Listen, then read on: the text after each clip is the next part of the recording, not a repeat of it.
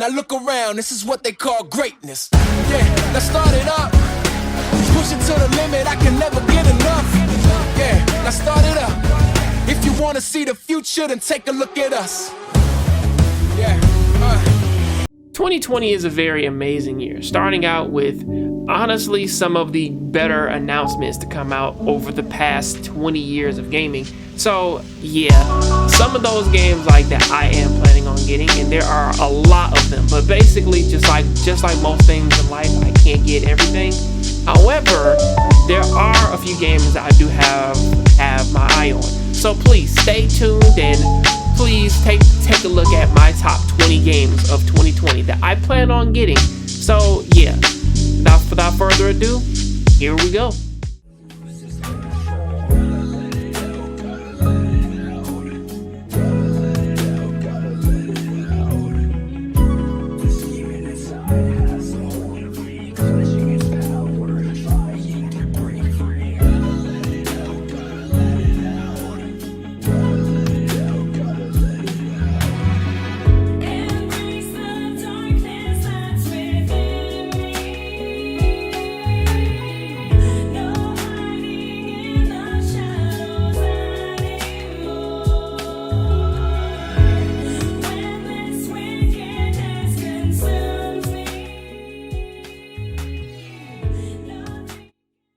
Starting things out, let's talk about Dragon Ball Z Kakarot. And yes, I know that this is out well after the game came out already on the 17th, but I'm going to take this time to kind of talk about this game as if it's a tiny mini review.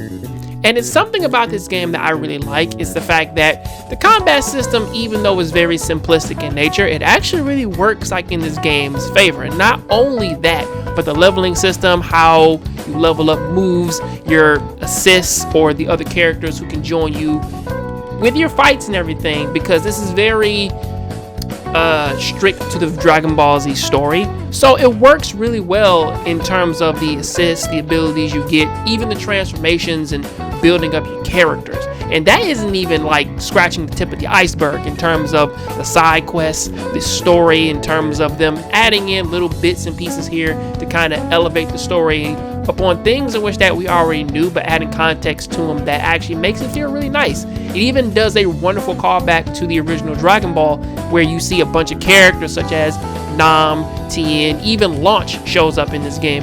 And yeah, it works like in its favor.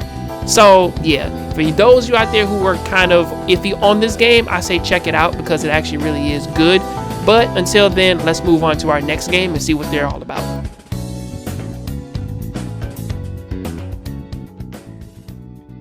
Starting out with something easy, we have Capcom Street Fighter V Champion Edition, which again is a pre-order bonus that basically gives you just about everything that they have been releasing over the past few, I want to say years of Street Fighter V, minus all of the Ring of Destruction and the God Ring stages.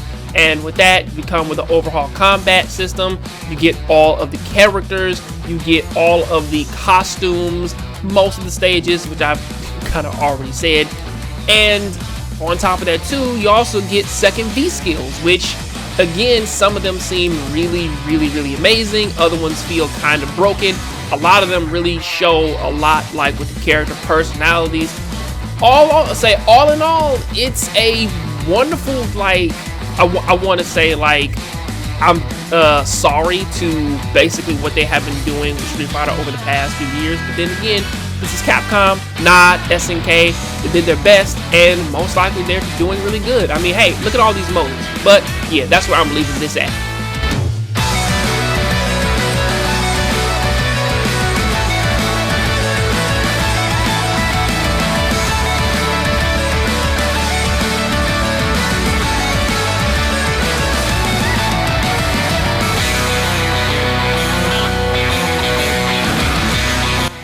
And without further ado, we're going to talk about the Yakuza Remaster Collection. For those of you who don't know, Yakuza 3 and 4 had released last year. 5 is finally going to be released this year. And yes, this isn't like Yakuza Kiwami 1 and 2, where basically like that, they use the battle systems of 0 and 6 to remake those games.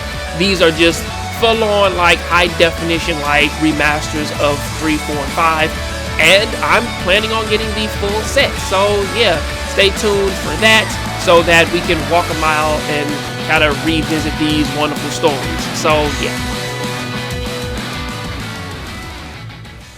Now we start with something a little bit more controversial, which is the Zombie Army 4 game. Obviously, this is a direct sequel to the previous Zombie Army trilogy, where basically you kill zombie Hitler or whatever. And then this is a game where basically like that, you're basically doing more of the same, brand new enemies, just cleaning up the mess, man, like of those other zombies and whatnot. Except for this time, you kind of have perk skills, and it's the same fun 4-player combat that's going on like from the previous game. Difference is that all the characters have different skills, abilities, different perks, and I'm not sure if that goes from character to character or if that's just something in which that you can pick. But honestly, it's something that is interesting to me, mostly because the last game was pretty much just nonsensical fun for fun, and hopefully this game is much more of the same. So that's where I'm going to leave this one at.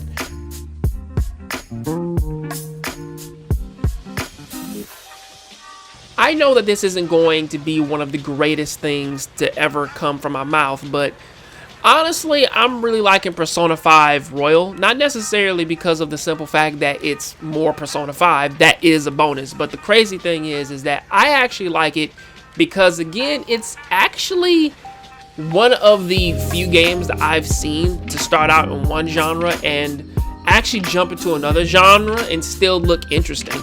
At the very least, Persona 5 Scramble, in this case, it's a game that seems on the surface to look a lot like a Koei Tecmo game, to where that, you know, it's like your Hyrule Warriors, your Dynasty Warriors, your Warriors Orochi, you know, that kind of thing, right?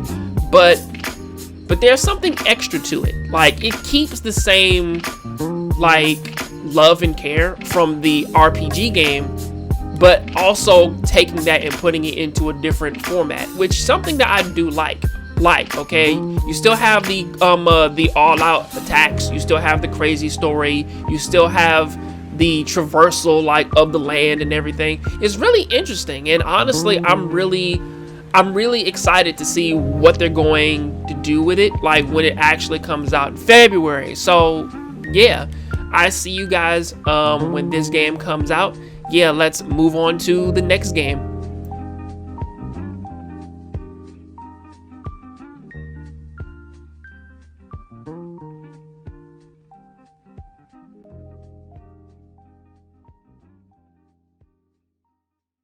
Nioh 2 is a game that I really wasn't even expecting to be coming out, or at the very least, I didn't even expect it to exist, especially since that Nioh 1 did a really good job in terms of telling the story of, you know, William and his meeting with all these influential figures that popped up in, you know, Japanese history and whatnot, that plenty of games were made on, whether it be the Onimusha series, the Samurai Warrior series, the Sengoku Basara series, you know, that kind of thing. And I'm actually liking that instead of us going forward and, you know, trying to go beyond Ieyasu Tokugawa, we're actually going back and kind of following in the footsteps, or at the very least, seeing Nobunaga grow into the big man in which that he is today. Now, this game, we're not playing as anybody particular. We're playing as our own created character, which I still could be wrong. And the fact that they are changing up a few things here, whereas that instead of you getting guardian spirits in terms of getting like a brand new Onimusha weapon, we're going beyond that and we're getting now like our own Onimusha form, or we're also getting somewhat of a devil trigger. Honestly, I can't wait to get my hands on this game. So yeah, please stay tuned for that. They're putting a lot more effort into into crafting a pretty good story, and instead of just, hey, these are some guys sitting in a room having a conversation. It's a bit more than that, but yeah, that's where I'm going to end that at. On to our next game. Is there anything that needs to be said about Doom Eternal that hasn't been said already? The game looks amazing, phenomenal. The demons look wonderful. The attachments to all of the guns look amazing. Like you going back to the demon realm or whatever, the growing story and everything. I swear the only thing that they haven't done is basically use Doom 64 as a medium to basically connect this Doom to the original Doom, like from the 90s. That's about it. Other than that, I'll catch you guys, man, when this game is out. Let's move on to our next game. All right.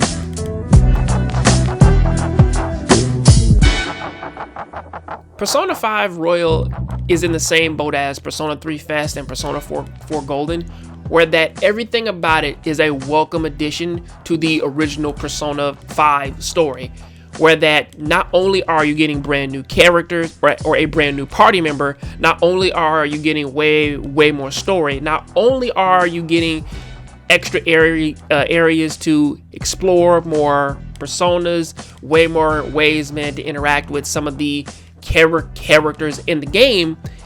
I mean, it's also giving you just about way more nostalgia and reason to play this game, whether that be team attacks, whether that be basically like you going on dates with like specific characters, whether that be this brand new grappling hook that adds on way more areas to previous dungeons and everything to lead into, I believe, brand new ways to take down bosses. I swear they are going above and beyond with it, and I'm actually happy to actually see that they're pushed like that. They put more into these every chance that they get. So until then, that's kind of where I'm gonna leave that at. Let's jump into our next game.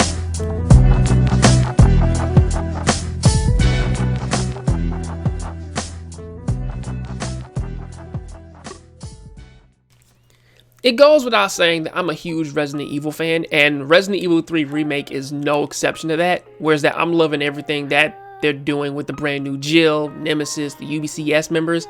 However, there are a few things that's still looming in the back of my mind to kind of make this game go beyond what the previous Resident Evil Remake game like that they made was. Because for as much as I love Resident Evil 2, they still kind of dropped the ball with the zapping system, which again they didn't have a lot of time to really flesh out because they were working on this game. So again, you know, silver lining, right? And in the process of that, there are still a few things I do wonder if they'll have them in this game. Well, number one, I know that they're going to have the emergency dodge because there's some footage of that. But the question is that when you beat Nemesis in this game, will he actually drop additional weapons like how he did in the other game where they bring back the battle systems? Maybe, maybe not. But the biggest thing is, will they actually have the multiple choices, which actually leads to the alternate ending and everything? Will they have that in there? Because if they do, then this actually might be the most authentic like remaster or remake of Resident Evil 3, which would be really nice. But the question is will we actually have those choices?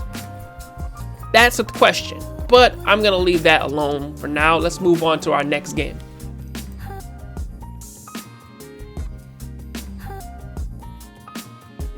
Honestly, we've come a long way since that 2006 like PlayStation 3 tech demo when Cloud jumped off the train and everything.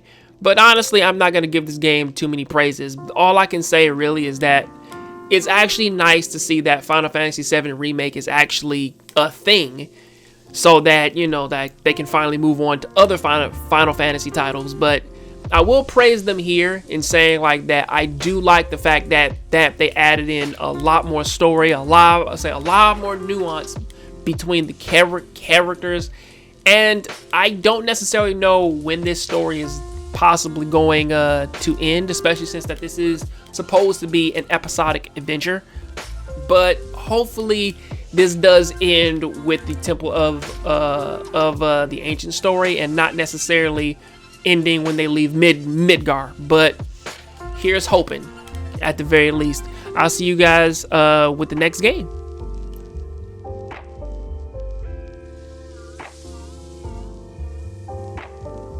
Trials of Mana, or Seiken Densetsu 3, or Secret of Mana 3, was literally one of the most underrated, like, Japanese-only games to pretty much grace the Super Nintendo, with it having not only 6 interesting main characters, but 3 villains who had wronged 2 of these main characters, and you can mix and match your party to pretty much like fight all of these villains or fight some of these villains, which was actually a very interesting like warlike story. But honestly, the big thing to take away from this game wasn't necessarily like its combat system, but more or less its leveling system, where basically not only when you reached a certain level you could jump classes, but with you jumping classes you also gained like different abilities depending on if you wanted to either use light mana or dark mana, and you could kind of change your character depending on that. Whereas that either you could start out with dark and go to light, or start with dark and then go to light, or start with light and go lighter, or go dark and then go darker. And it was very interesting because it affected every playable character, giving them different moves, abilities, and also skills. So all I can say is that I really wonder what's gonna happen like when this game comes out, and I can't wait for it to pretty much grace our systems. So yeah, I'll catch you on the next game.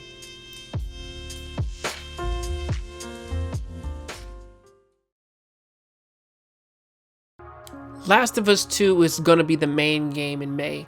Honestly, I don't know what specifically is really going to be going on in the story in terms of who they're fighting, what's going on, but all I can say is that The Last of Us 2 is pretty much one of the more interesting games, or on the realism scale, that's pretty much like knocking on the door of 2020. Like in terms of what they have shown with this brand new cult and them killing people and possibly attacking and killing off a lot of people from the settlement in which that Joel and Ellie, or the settlement in which that Joel left Ellie at.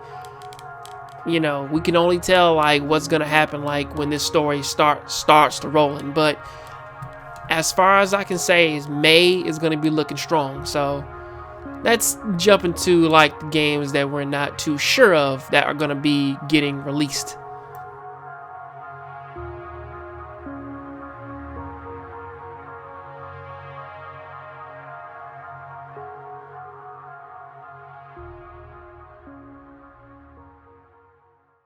Cyberpunk 2077, a game that has been on the tongues of many a gamer in the past few years. Sadly, this game was delayed from April to September, so we're gonna have to wait just a little bit longer to get our hands on this single player open world game where basically your choices can actually change the world of the game or how you deal with certain NPCs. The beauty of this game is that it is an RPG game.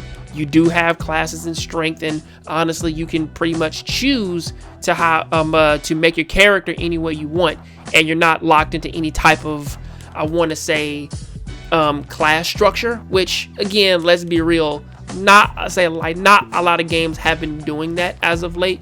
Unless you're playing something like that's strictly this character is this.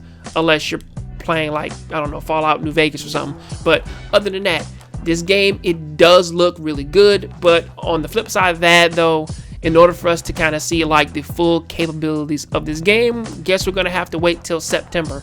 So until then, hey man, we'll see what happens, man, like when they actually put that multiplayer mode out and everything. But yeah, this will be a single player game. Gonna have to check it out then. On to our next game.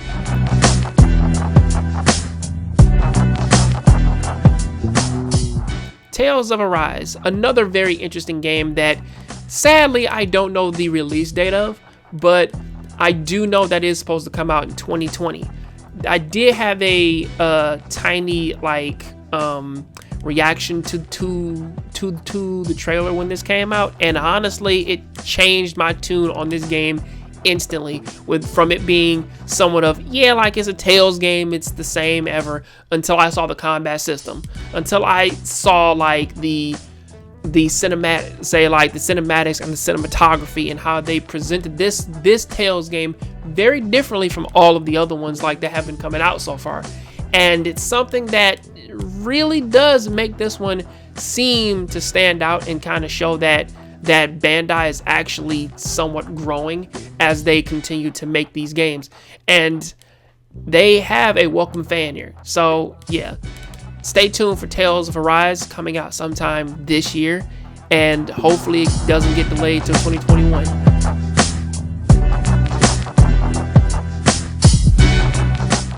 I know it's a bit unfair that I just got done talking about the Yakuza series and everything going on with Kiryu and everybody else, but there's something about Yakuza Like a Dragon that actually seems really interesting to me. Not only with our brand new protagonist Ichiban, of him taking the fall for one of his higher ups, and going to prison for a few years and coming back to find that his clan has been disbanded or whatever, and him trying to find out what is going on. The most interesting thing about this is the fact that you're not a one-man wrecking crew anymore. You're now playing as a group of people that have to essentially work together to take down some of the bigger bosses, like in the Yakuza series, and some old faces. But at the very least, though, there is one thing that this does stay true to. It stays true because, just like always, the Yakuza series has very interesting characters, a good story, wonderful music, and now soon to be RPG elements. So yeah, the most I can say is stay tuned for this one, because hopefully it does come out by September. I'm hoping for it. That, and also this game also managed to spark up another conversation topic that I wanted to talk about in a different video, but that's for another video. Let's talk about our next game.